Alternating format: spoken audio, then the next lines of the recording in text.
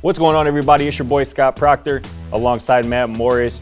The 8-4 Baltimore Ravens visit the 6-6 Cleveland Browns on Sunday for an AFC showdown in a matchup of two teams needing a victory. Matt, I have a simple question for you. Who needs a win more on Sunday afternoon? I think it's the Cleveland Browns. I mean, just off the bat, they're coming off of a bye. Right. So you're hosting at home, so you expect them to win. Yeah. So if they don't, then there's that. But also, I mean, you look at the two games previous, it was an ugly win against the Detroit Lions, 13-10. Yeah. And then an even uglier loss in which you let Lamar Jackson throw 3 or 4 interceptions, and you weren't able to take advantage of it. Yeah. This is a Cleveland team that came in to the season with Super Bowl hopes. People were ready to say that was what they were going to do, coming off of their first playoff win, and I think since we were born.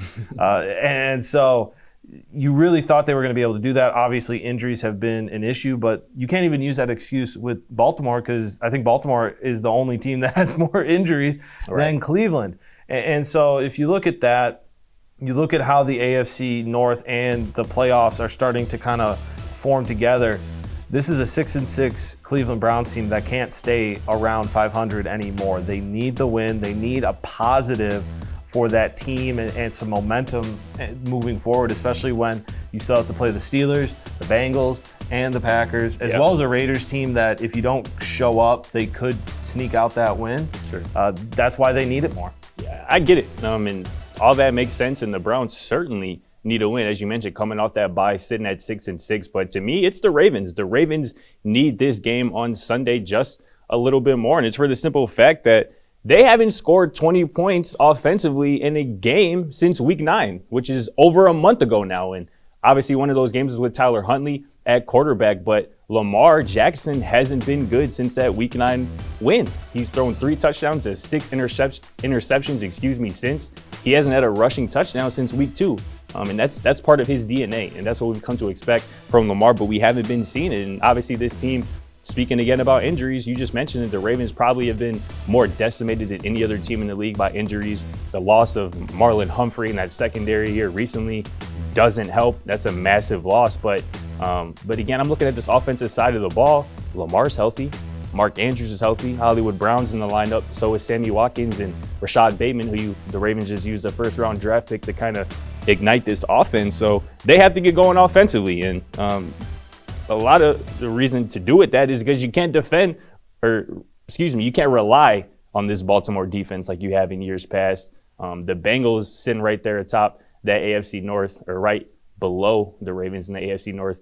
They're not going anywhere. Nope, so they're not. The Baltimore Ravens sitting at 8-4. They still have legit playoff aspirations, and that requires a win on Sunday. Yep. As opposed to the Browns, who are sitting at 6-6. They are technically still alive, but it's going to be tough to leapfrog the Ravens, to leapfrog the Bengals, and if you can't do that, it's going to be tough to kind of outlast the rest of those AFC teams who are searching for that last wild card spot. And Baker's health is obviously a big question mark. We don't know how healthy he is. He's been playing through injury, obviously, which has impacted his health. So the Ravens, I think, still have real playoff aspirations, which means to me that they need this win more. I get that, but kind of what you explained my point is that Cleveland is on life support. This is a divisional game, and if they still want a chance, luckily the Pittsburgh Steelers beating the Ravens last week still gives Cleveland a chance to come in and not only make the playoffs but possibly win the division. Just because everything leading up to this is the finishing of the season is all divisional games. So you talk about that, and then honestly, the Cleveland defense has been great for the most part. They've played well. For the most part. They were able to get 4 turnovers against Lamar Jackson. Granted, you could argue that's more Lamar than Cleveland. I would. And I would probably agree with you. But the fact that the defense was able to do that and the offense still couldn't capitalize. Baker Mayfield, he's been hurt, but they still have, and they've missed some weapons. But Kareem Hunt barely had any rushing yards in that game. That Baltimore defense was able to stop them, and you had to trust Baker to make the plays, and he wasn't doing that.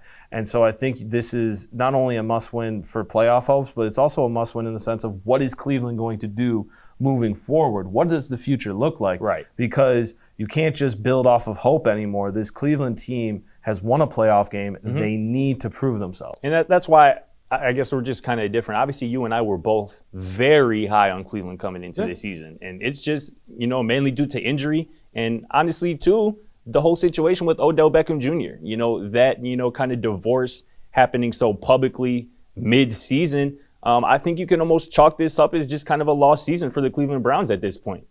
Again, they're in a different, situation than the Baltimore Ravens. But obviously that could change, with the Cleveland Browns win on Sunday.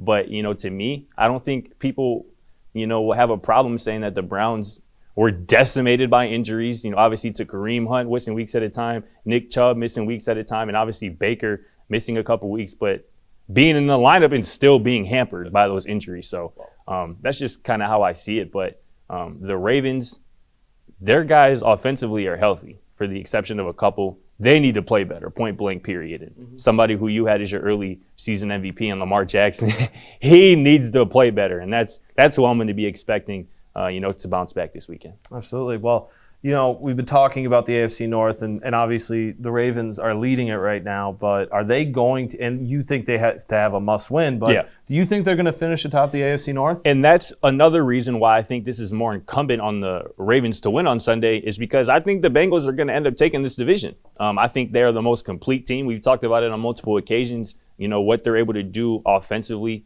into being so explosive with Joe Mixon in the backfield, having Joe Burrow being able to spread the ball to Jamar Chase, one of the explosive receivers in the league, T. Higgins, get Tyler Boyd involved, get C.J. Uzomah, going from the tight end position. And obviously defensively, they get at their quarterback. Trey Hendrickson has probably been the best defensive, free agent acquisition in the entire NFL. And, their back end is much improved and pretty deep, if we're being honest. They can go six DBs deep and be effective. So I think the Bengals, although they sit a game back of the Ravens at this point in the AFC North standings, I think the Bengals, kind of complete team is what's going to win them the division. But who do you see winning it? Not just complete, but healthy. Yeah. And that's the biggest thing. Honestly, in the NFL, that always seems to come up towards the end of the season. Yeah. It's not just the best teams as far as talent, it's the healthiest teams. And, the Bengals definitely are that. Zach Taylor, as you know, was my early, head coach of the year pick. Right. And so I think I'm going to stick with that. And I think the Bengals as well, if you look at the rest of their schedule, if they just, win out and they take care of business, especially within the division games, they can do this. And when they're playing at their best, it's going to be hard to beat them, 100%. No matter who it is. And so I think the Bengals definitely have that ability to go and get the AFC North. 100%. Huge AFC North showdown going on this weekend. But we'll catch you next time from us here at BVM Sports for Scott Procter and Matt Morris. We'll see you soon.